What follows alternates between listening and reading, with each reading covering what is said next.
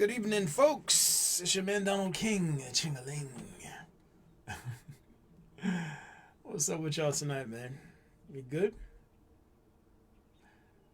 I think I'm good. I'm tired. This body is taking a bruising.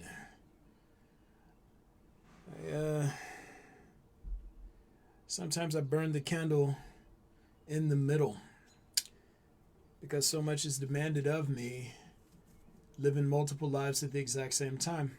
I know that my situation is somewhat unique in that, well, not everybody has to figure out how to make their way in society and translate universal principles for society towards helping society move to something better, to a state of betterment.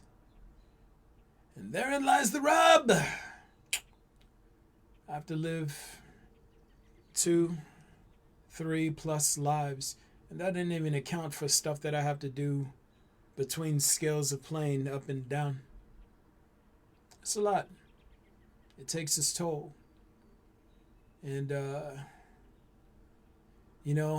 there are times when I wish that this flesh suit was built a bit more durable than it is. Not complaining about it. It's done very well, given the amount of of stress I put on it. Oh my God, man, it's held up pretty well. I'm not complaining. Just it seems like you a lot of times need almost superhuman strength to keep up with the demands of this role. And superhuman strength. I'm strong, not superhuman strong yet. Maybe reality might take the inhibitors off me. I don't know. It's not my place to decide. Anywho, tonight's podcast is all about the disgusting things born from cowardice. The disgusting things born from cowardice. Every single thing that you hate in the world right now traces back to somebody being afraid to face reality for fear of being disempowered. Every single disgusting thing in the world, whether it's people stealing land or stealing property or exploiting people or pedophiles or anything parasitic, it all traces back to people being scared to face reality for fear of being disempowered. What is a coward? A coward is a person who is afraid to face reality. An aggressive coward is one who tries to force others performing within reality to verify, match, and conform with their inner story. And a passive coward is one who retreats from reality or who freezes in the face of uncertainty and who, instead of facing and dealing with and adapting to what makes them feel powerless in reality, chooses to barricade themselves within the inner story. That's a coward.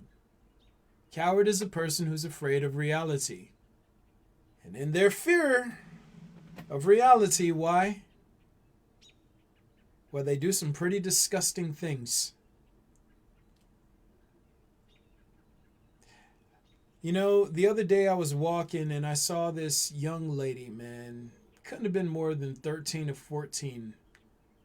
Her body was budding still. You know, she had some little chesticles on her. She had some little breasts and it looked like her hips were starting to form. But there was nothing about this young woman that said her body was ready for any type of sexual activity. It's like looking at an unripe piece of fruit. And I didn't see something to act upon. I didn't see something that made me feel aroused. I saw a little girl growing into maturity. That's where my thoughts stopped. A pedophile, on the other hand, why Why, they're a person who's afraid to face reality. So you know what they want to do? They want to create a space in which they have and or can exercise some type of power over someone. And that's what a pedophile is. It's a person who wants an undeveloped, unstrong, ungrounded person who they can mold towards making exploitable. They want to live and benefit at the expense of something perceivably weaker than them. It's fucking cowardly. Same thing with a person who has financial power or situational power over someone else, or even intellectual advantages over someone else. When you look at someone who isn't on the level you're on, and the only thing you see is a free meal, you're a piece of shit. You're a fucking coward. Hey, this person's poor.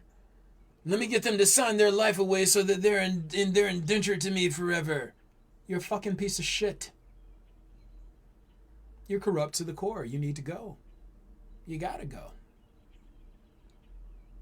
Every single thing you see that is grotesque in the world traces back to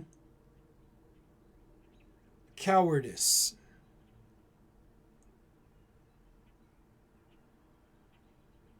People at the top of society now gathering the lion's share of resources and creating more of a wealth gap between people at the bottom are doing so because they're afraid not just of being disempowered, but they're so afraid of experiencing pain and discomfort that they would thrust unimaginable circumstances and burdens onto everyone else in the world, just trying to secure a little bit more comfort and convenience for themselves. It's fucking disgusting.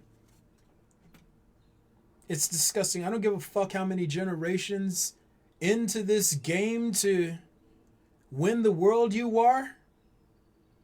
You have the wherewithal, you have the intuition, you have the capacity for learning to understand that such behaviors are wrong. You know they're wrong because if someone did it to you, you would feel some sort of way about it, wouldn't you?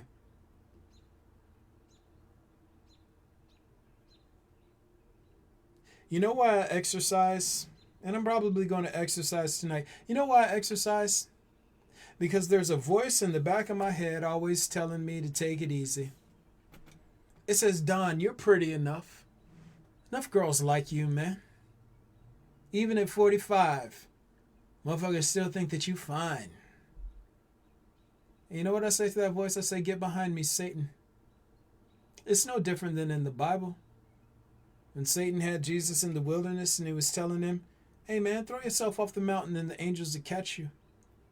He's trying to appeal to his vanity. He's trying to appeal to Jesus' ego. Hey, you're special. You're great. You're unique. You don't have to try as hard as other people. It should come to you so easily. I exercise because I never want to give that voice power. Because you know what that voice tells you ultimately? That voice ultimately tells you it is your sovereign right to live and benefit at the expense of others, to the tune of it ultimately living and benefiting at your expense. Get behind me, Satan. That voice is always there stoking your pride, telling you that you are great and you're beautiful and you're desirable. And if you get in the habit of listening to it, why? It'll steer you wrong 1,000 out of 1,000 times. You know the funny part about it, though? You know what that voice always appeals to first in you? It appeals to the coward in you. It appeals to that weak little son of a bitch who only wants to be comfortable, and only wants to feel secure, and only wants to feel important as compared to others,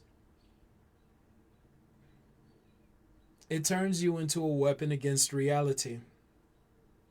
Hey guys, I had some trouble logging on tonight. I don't know if anybody's out there in the audience. If you could drop a comment just to let me know that you're there, I would appreciate it. If not, then I'm just going to keep shooting, and we'll see if when, how, or if we get any sort of interaction. But yeah, that's what it boils down to, folks. Cowardice. Cowardice makes you weak. Every disgusting thing in the world right now traces back to a coward. What is a racist? A racist, and I'm calling out racist. I don't give a fuck what ethnic persuasion you're from or what culture you come from. If you're a racist, if you're a person who feels that the amount of melanin pigment you either have or lack in your skin, eyes, and hair should grant you access to resources and opportunities ahead of others, you're a piece of shit. Especially if you act on it and or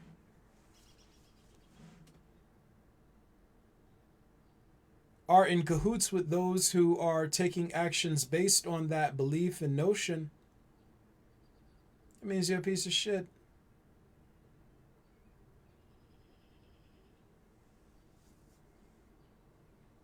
Brother, absurd the word! Comes in, hey Donald, do you mind dwelling more on temptations from the ego and how they contribute to cowardice? Absolutely. And first of all, my brother, love you. Thank you for tuning in. Estrange. But yeah, man. So let me see. I'm going to read your question again just to make sure that it's like I answer it reading principles. So. Do you mind dwelling more on temptations from the ego and how they contribute to cowardice? Absolutely. Okay, so I'm going to give more of a mechanical breakdown on this, and hopefully this circles back in the right way. But again, the ego is a physical parasite, which houses the phenomenon humans refer to as perception. Ego is, again, a physical parasite. It's primarily concentrated in the frontal lobes regions of the brain and spread throughout the autonomic nervous system. It feeds on hormones and neurotransmitters produced by the human body. So that means that it feeds on things like oxytocin, vasopressin, dopamine, serotonin, insulin, epinephrine, norepinephrine, cortisol, et cetera, on and on down the line, right? So the reason why it's important to understand this is because, well, the ego uses perception to sort of steer the human host into pursuing and indulging in substances and behaviors that will force their bodies to produce higher levels of hormones and neurotransmitters for it to feast on. So ego basically sort of uses perception to alter reality in the mind of the human host towards making them chase things that are going to get them different types of high. So let's say ego wants insulin. Well, it's going to use perception and or apperception, depending on how you use it in context, to make the human host believe that they desire sweet and fatty foods. Okay? If it wants oxytocin and vasopressin, it can use perception to alter reality in the mind of the human host towards making the human host believe that they desire sex or affection. On and on and on. When it wants serotonin, it can make people feel as though they need social connections or they need accomplishment of some type. You know, and I go through this a lot, but the reason why I'm mentioning this is because a lot of these temptations, they're mechanical. The ego parasite is like, yo, let me switch this up inside the mind of the human and make them think that this is what they want, because what they want is going to get me access, or them pursuing that thing is going to get me access to what I want. So the ego, in sort of altering perception in the mind of the host, is always, for lack of a better expression, talking to the host, trying to steer the host into doing things that are going to result in various forms of pleasure that ultimately result in higher chemical production towards feeding this lazy parasite. So it's like, hey, when you sitting down and you relaxing, you get that nice little background dopamine drip. That ego would be like, oh yeah, lay there, get that dopamine drip. Hey, why don't you get a little TV going in there? Yeah, look at you. Oh, you're special. Go look in the mirror. Go look in the mirror. Aren't you beautiful? Yeah. Look at you. And you're being steered around through addiction to various forms of idealism. You've been steered around by a bug that doesn't give two shits about you. The ego doesn't give a shit about you. The only thing it cares about is what it's getting from you. And the worst part about it is, if the ego ain't getting enough drugs from you, if it's not getting enough hormones and neurotransmitters, why? It has no problem offing you. It has no problem self-annihilating and or causing you to commit suicide because it's dissatisfied with your chemical production. It has no authentic connection to you. Which is why you have to practice not listening to that motherfucker. Because it doesn't care about you. Only thing it wants from you, them chemicals. All it wants are those chemicals. And, it's like when it, via apperception, fears losing access to chemicals, again, via perception / apperception, it makes you afraid for it. Oh, I don't want to experience discomfort. Oh, I don't want to lose access to these chemicals. Let me make this person super scared, super afraid. Let me make them scared of things that they don't even know how to quantify yet. So that they'll never do anything to separate me from my chemical supply.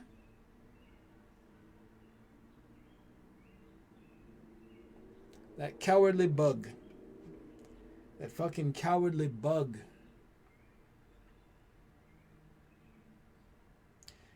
If you let it, if you get used to listening to it, it'll turn you into a coward. 100% of the people who don't like me are fucking cowards. 100% of them. Yeah, they got their bravado. All the chest thumping, the rah-rahing. But at the end of the day, you don't like me, it's because you're scared. And you're too fucking cowardly to step into the situation and to see what's what. You'd much rather judge and punish from afar. You'd much rather try to weaponize the mob against me than you would step into the fucking arena with me and get shit sorted out.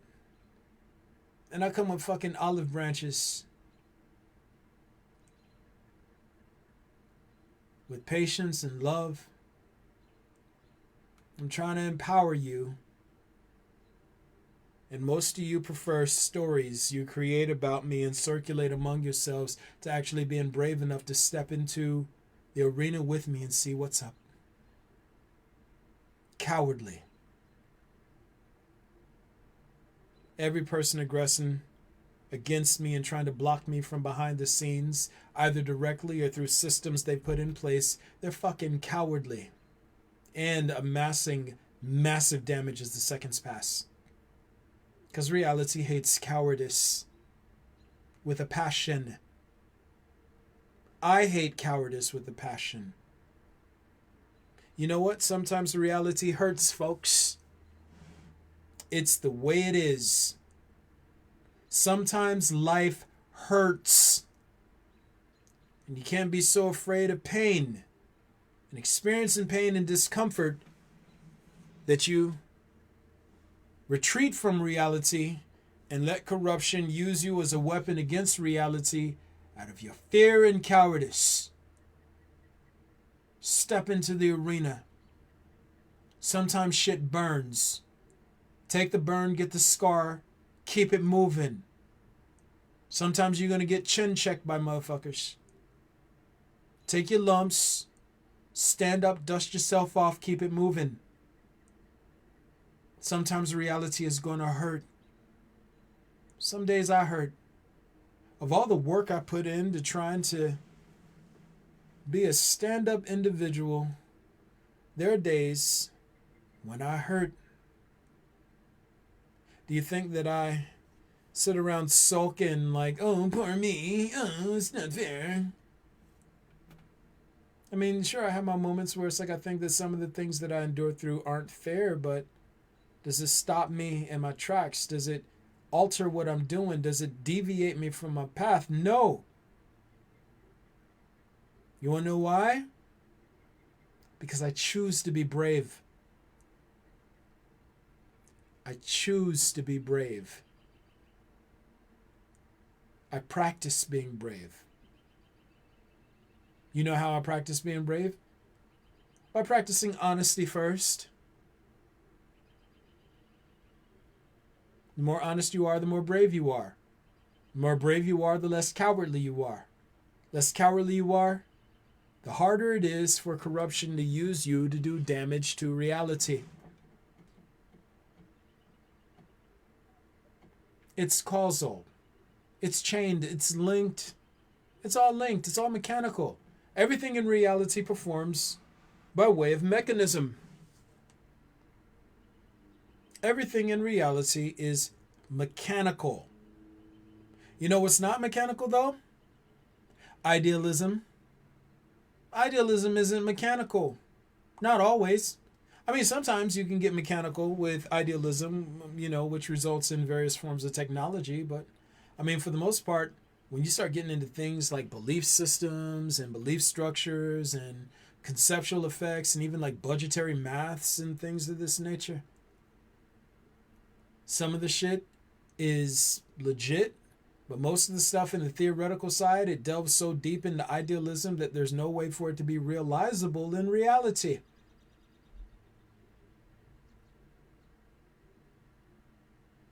Beliefs don't have to make sense. They don't have to fit and flow together mechanically. Meanings don't have to fit and flow together mechanically, which is why English is such a shitty language.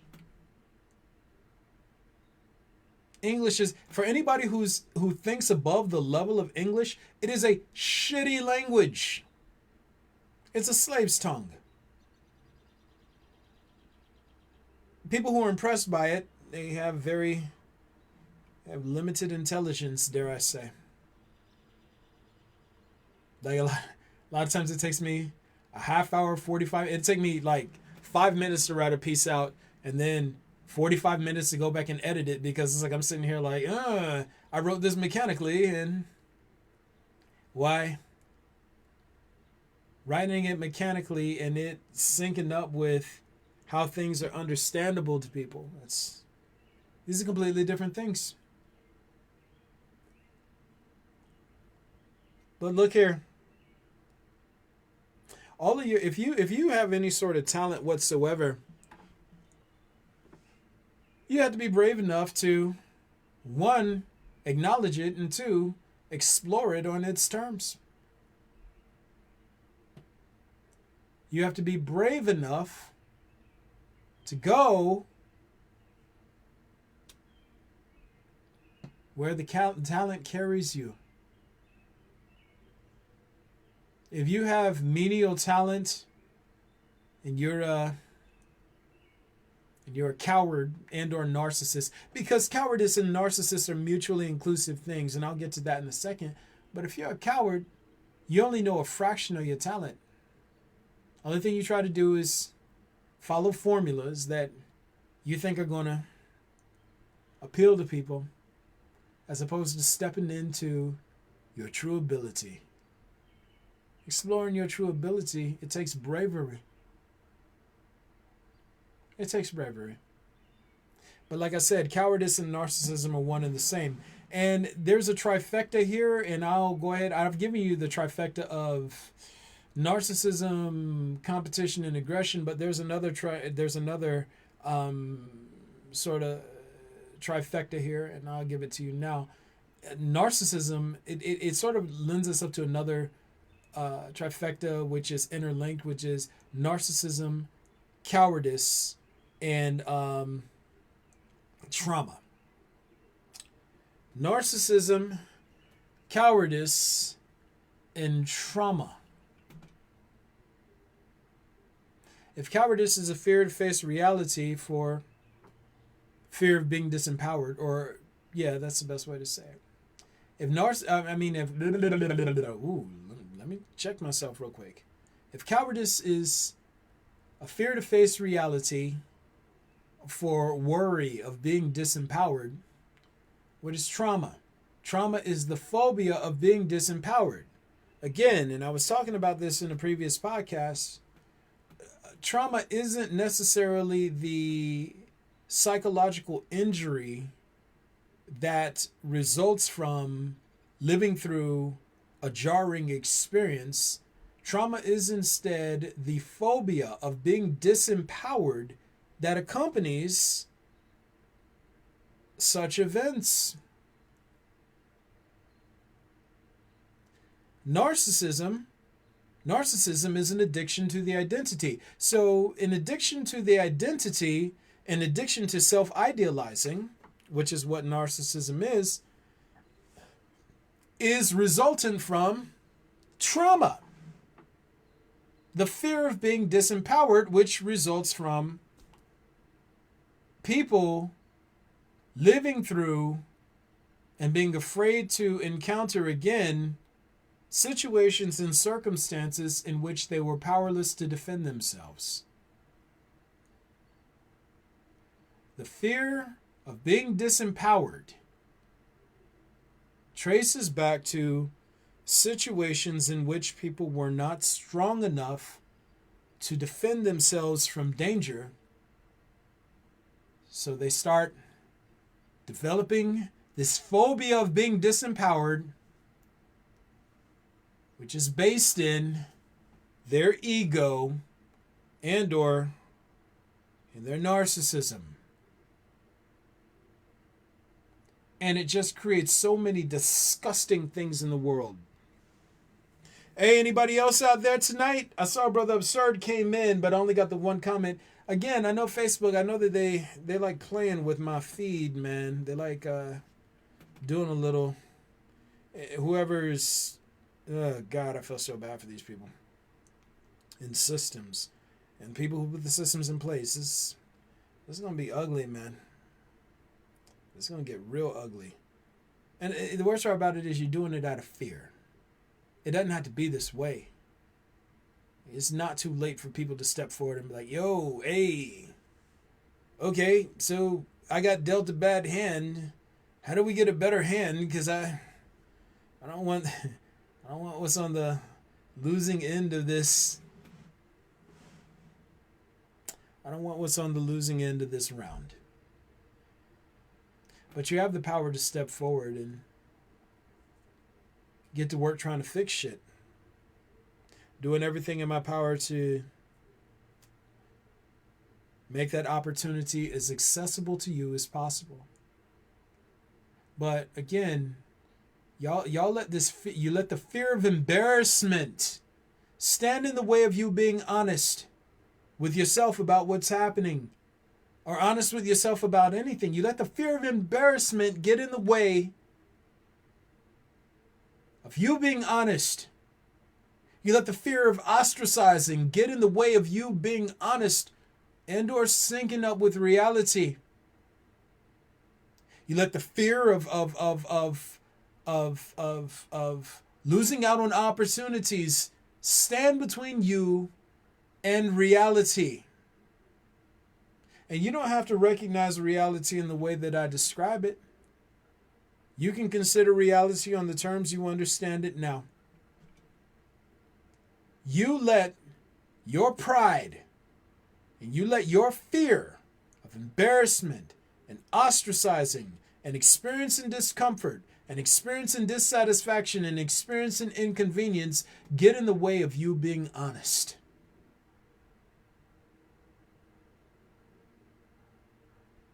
Even worse when you allow it to turn you into a monster so that you prey upon the powerless, trying to capture a false sense of power from them.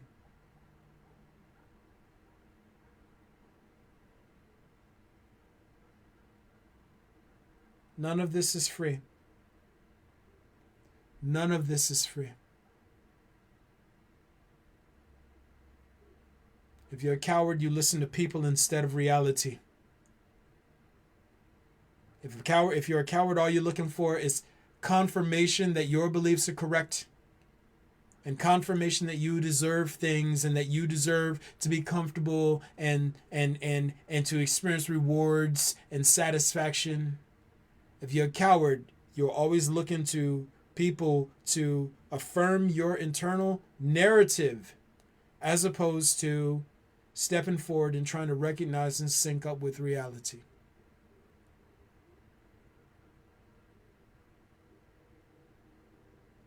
Narcissism, cowardice, and trauma, they're inextricably bound. In order to get past your trauma, in order to get past your cowardice, well, you're going to have to face your fucking trauma, aren't you? You're going to have to face that fear of being disempowered and sit with it in the dark. Let it gut check you a few times. Take your lumps, stand up and be like, okay, I faced the demon.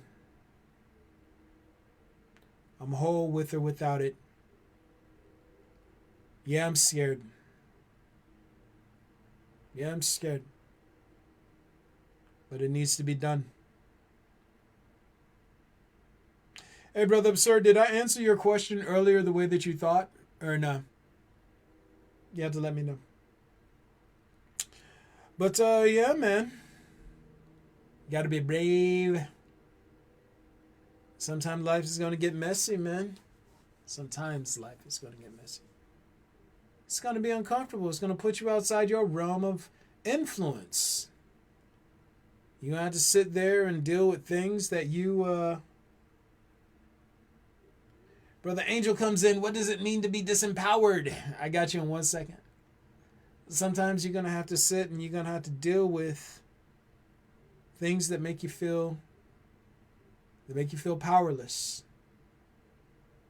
and make you feel insecure and uncertain, and you're going to have to step into that shit anyway.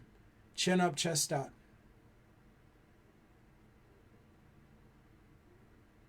To Brother Angel's question, what does it mean exactly to be disempowered? Okay, what exactly does it mean to be disempowered? Okay, so what it means to be disempowered is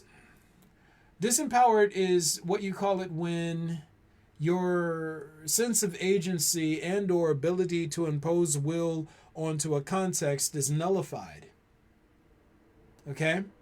When you feel as though you have some ability to influence a type of phenomenon or a given context, and somehow that gets taken away from you, you're disempowered. So think about it like this. Imagine you have the ability to walk, and then, someone takes away your ability to walk. You've been disempowered within the context of mobility. And this probably applies a little bit more to humans right now. If someone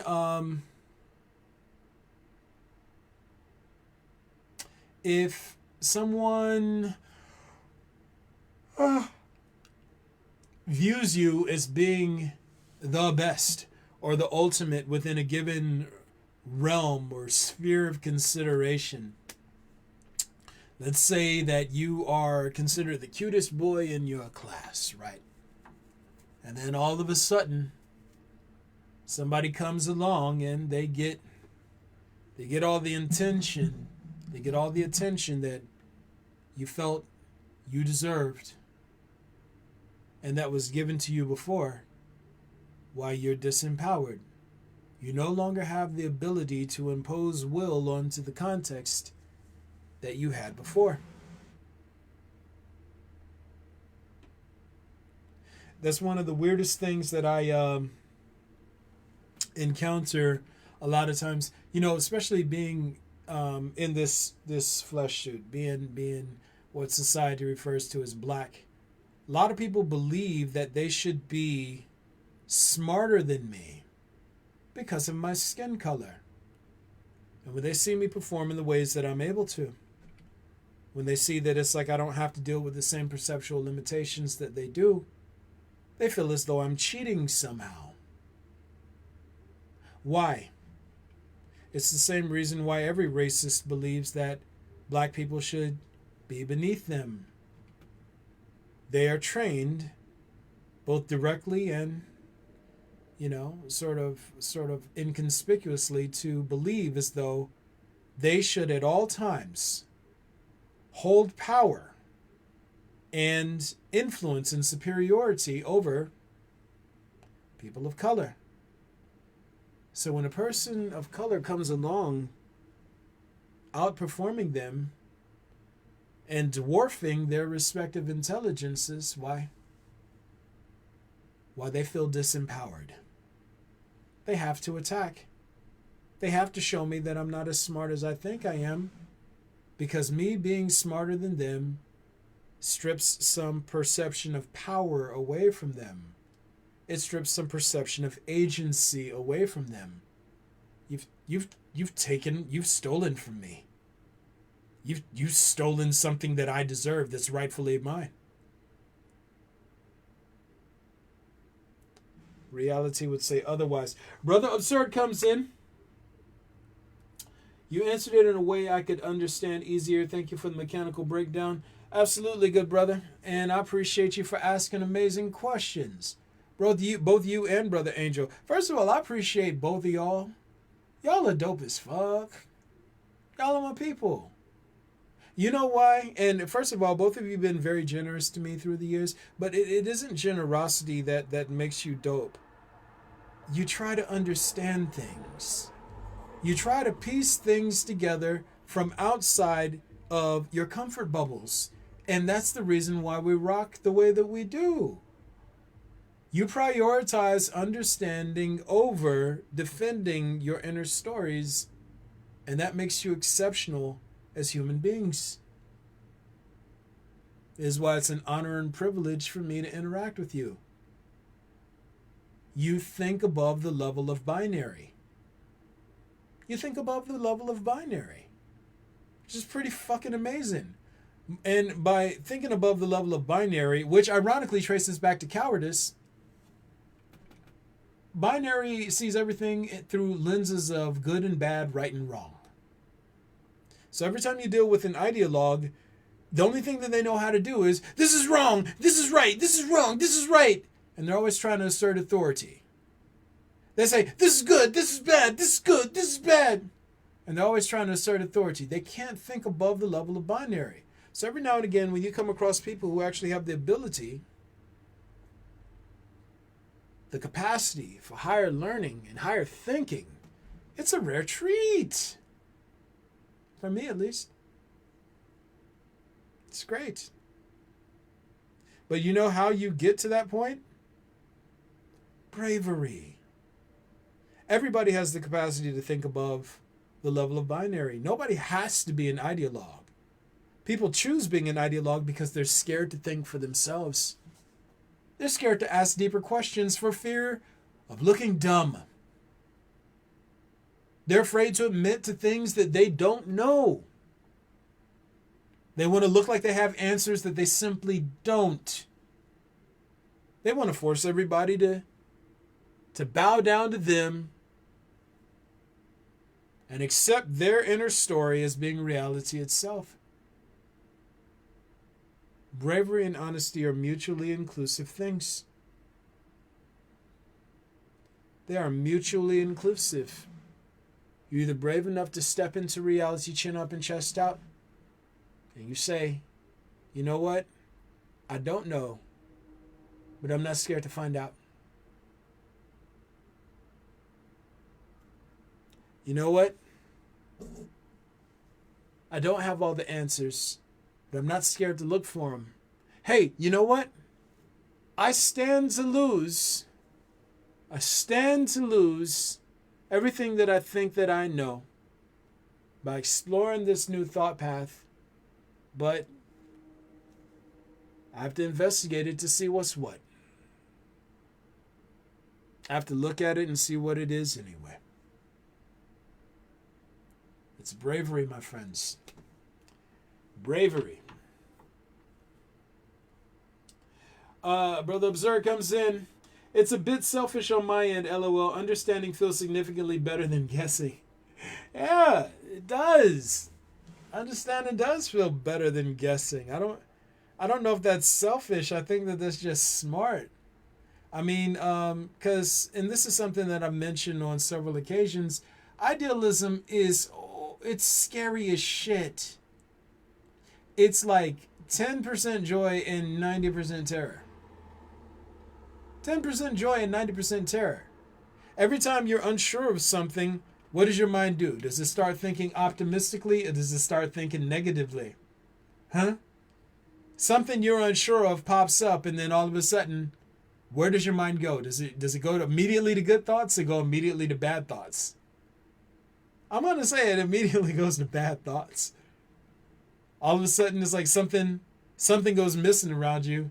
And the first thing that you think, somebody stole it, or, oh my God, what am I going to do without it? Or like you immediately go to negative thoughts. And, you know, it's like when you're not dealing in idealism and you sort of approach everything mechanically, something goes missing. You're like, well, all right, let me see. When did I have it last? All right, so what transpired between when I recall having it and where I am now? And you start getting into the mechanism, you start going through the steps of what you did, right? But if you start getting into idealism, oh man, somebody stole my... Imagine you lost your wallet, right? You lost your wallet and you can't find your wallet inside the house. And you're like, oh man, I got out of the store. What if when I was in the store and getting into my truck, it fell out of my wallet and somebody found it? Oh God, someone's used up all of my credit. It's terrible. I'm about to die. This is what idealism does in general. So, like, just take for instance, people interacting with me. People interacting with me. I give nobody any sort of, like, indication that I'm a hostile thing in any way, shape, or form. Like, anybody who's hung out with me, they automatically know. They're like, oh, man, yeah, he's cool as shit. Yeah, I mean, sometimes he's a little socially awkward. Yeah, but, I mean, like, the motherfucker, he's cool. He's nice. He's generous. He's very dialed in. He's very aware of himself. He's dialed in to what's going on around me. But people who don't know me and who don't interact with me, why? They get on, they get in these little groups. They start, and oh man, he thinks he's so great. Oh, he thinks he's special. The motherfucker thinks he's better than the rest of us. Poo-poo on him. And they start spinning all these stories instead of actually dealing with me in reality. Because in their minds, I'm this hostile thing. I'm this thing that comes along just to invalidate them and poo-poo on all their greatness. In reality, it's not that way at all. I'm not just approachable. I love motherfuckers, man. I love motherfuckers hard. Hey, come here, bring it in, hug it out with me, bitch. You my dog. That's how I roll, man. Everybody, I don't care where you're from. You can come from one of the groups that genuinely train themselves to think the absolute worst about me. The only thing you have to do is come to me with clean, with good intentions and honesty. Guess who's hugging it out with you? Your boy right here. Idealism has it where, oh, he's trying to trick us. He's trying to take from us. He's trying to, yeah. Because it's dark. The idealism is dark, man. It really just makes everything it touches terrible on the front end. And if you live in idealism, if you live in stories, if you live in meanings and beliefs and symbolisms and social markers and effects, then you know what? You're going to tend to be fairly pessimistic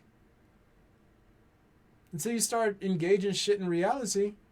And then you quickly realize, oh, this isn't how I thought it was going to be. Nah, it's not. Reality as a system is not how you thought it was going to be. I'll say this, reality is exponentially more more forgiving than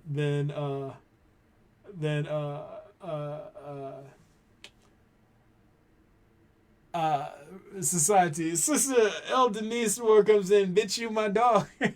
She laughing. I don't know if that's directed towards me or if that's something that I said. I'm dialed in right now, so I don't know. I don't know what that's in relation to, but you my dog too, girl. Hey, she's so pretty. Anyway, yeah, man, that's what it is. Like, don't be scary. Don't be scared. I tell you this, reality is never as bad as idealism. How things are in reality are never as bad as they are in your imagination. And if you're brave enough to maybe step into reality instead of trying to deal with everything through your imagination, why? You might find you got a leg up on a lot of shit.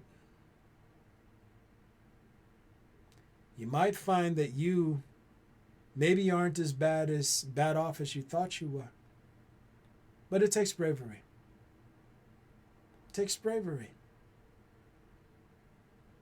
I hate cowardice with a passion. I hate cowardice with a passion. Reality hates it more than me because through cowardice, all corruption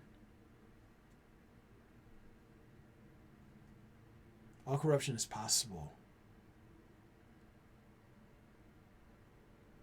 Someone's fear of being uncomfortable or not looking important enough at the top of society causes them to hoard all the resources towards creating massive imbalances in the world, which create ripple effects between systems that humans can't even see and don't even realize they're a part of. Because some cowardly parasite is afraid of experiencing a little bit of discomfort and or of losing a bit of esteem and social credit. Their imagination takes priority over the types of impacts that they make onto reality. And none of it's free. Let me see. Sister Denise says, you said it. And thank you. Thank you for tuning in. Yeah.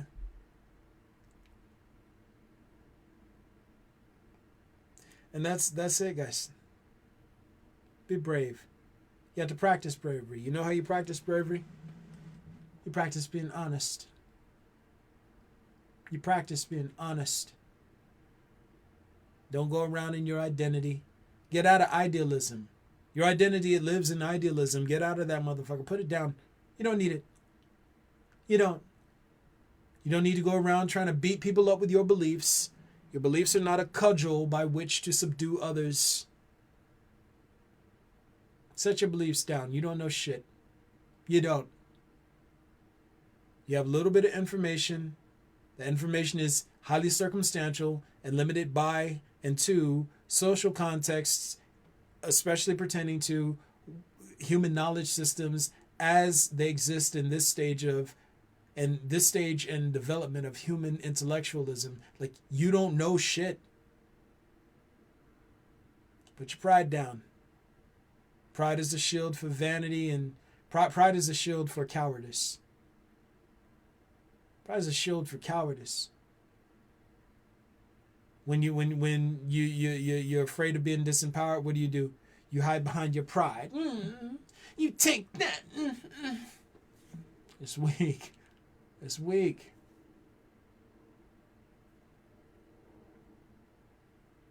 Nah, step into it, man. Hey, I don't know as much as I think I know. Maybe the people who I've been listening to don't know as much as they think they know. The people I listen to most certainly aren't as brave as I think they are, because if they were, they would engage this individual in real time as opposed to trying to pot shot him from the shadows like cowards, or trying to talk past him or undermine him. Maybe I should be brave enough to step up and ask questions on my own. It's the beauty about bravery versus cowardice. Bravery is something that you realize on your own. Cowardice and bravado always traces back to groups. Anything born from cowardice is wrong by default.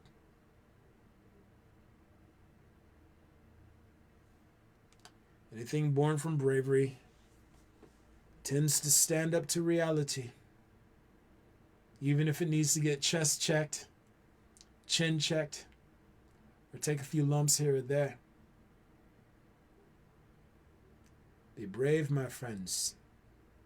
Be brave. Again, sometimes in life, you're going to hurt. Sometimes in life, you're going to hurt. It's not always going to be comfort. It's not always going to be convenience. And if it was, then guess what? You wouldn't grow. You wouldn't become stronger. That's one of the things that most people don't realize about having to endure through pain and discomfort, is that through the process of enduring through these things, you become a stronger person. It makes you more whole. You can't just have sweets all the time. No, motherfucker. Get your goddamn broccoli in. Get your Brussels sprouts in. Get some chard in there. Yeah, sometimes maybe you don't like vegetables, but guess what? You need them. You need them. Just like you need not exuberant amounts, but you need a little bit of pain and a little bit of discomfort to help you grow to a better you. Step into it like a champion. Chin up, chest out. Brother Latrone! My man. Solid brother. I'm glad I'm tuned in. I'm glad you tuned in too, man. I love this guy. This man, let me tell you something about Latrone. You know, it's like, you know, he has exercise challenges that he does in the group, one of the groups that I'm in. It's like, you know, fortunately we just became friends on Facebook not too long ago. But it's like he inspires people to try to be better and dig deeper. As can be said for all the people who've tuned in tonight. I can especially attest to my brothers Absurd and Angel. You push people to dig deeper. That's what bravery is all about. You don't just sit back and tell people they deserve things. And I don't sit back and tell people they deserve anything. You know what I do? I say, hey, if you show up and you're trying to get it, guess whose hands are right there beside yours trying to help you get it? This guy right here. If you're trying, I'm trying with you. Period. If you're digging, I'm digging with you. If you're trying to reach that higher plane, we hand over hand together. That's just how I roll. And that's how the people who I roll with roll. We inspire people to be brave. We don't tell people that they deserve. You need to start eating more Swiss chard. Hey, you know what's really cool? It's like, man, I made a juice last week, right? And my very favorite thing to do, one of my very favorite juices to make, and I'm probably going to re-up on it here soon, but I do beets. I do beet leaves because, you know, that has like, that's the chard and it has all the nutrients in it. But it's like you get that with some chard, some carrot, some apple, some ginger. And what else do I put in there? Maybe a little spinach. I like to go green heavy. You know what I'm saying? But I'm telling you, I get that, and my whole body, it just lights up. I feel like a superhero. Like literally, my whole, I must have an A blood type or something, because as soon as I drink that, it's like a vampire drinking blood. It's like I can't get enough of it. And chard is like one of my favorite things to add in that juice. So I'm glad that we even talking about it right now, because I'm gonna have to re-up on that. I need some veggie vamp. That's what I call it. It's like, it's just when it courses through your veins. How did Will Ferrell's character say it in Old School? He's like, when it touches your lips, it's so delicious. Frank the Tank. Frank the Tank. Yeah, man. But you guys are good people, man. And granted, in the grand scheme of things, it's not my place to determine who is good and bad, right or wrong. The only thing I can look at is the type of impacts I see you all try to make on other people, and I only see you guys trying to elevate folks, which is why it's an honor and privilege to interact with you. There are too many. Everybody's so focused on trying to win attention for themselves that they can't see anyone else but them. And then every now and again you get people who only see other people and who only try to uplift other people to the higher ground by showing them different ways to be brave and to confront their own demons. That makes you guys fucking champions to me, man. It's an honor and a privilege. That much I promise. Guys, we're getting to an hour now. Y'all already know what it is. We are shooting this on Facebook Live. We're shooting this on Facebook Live.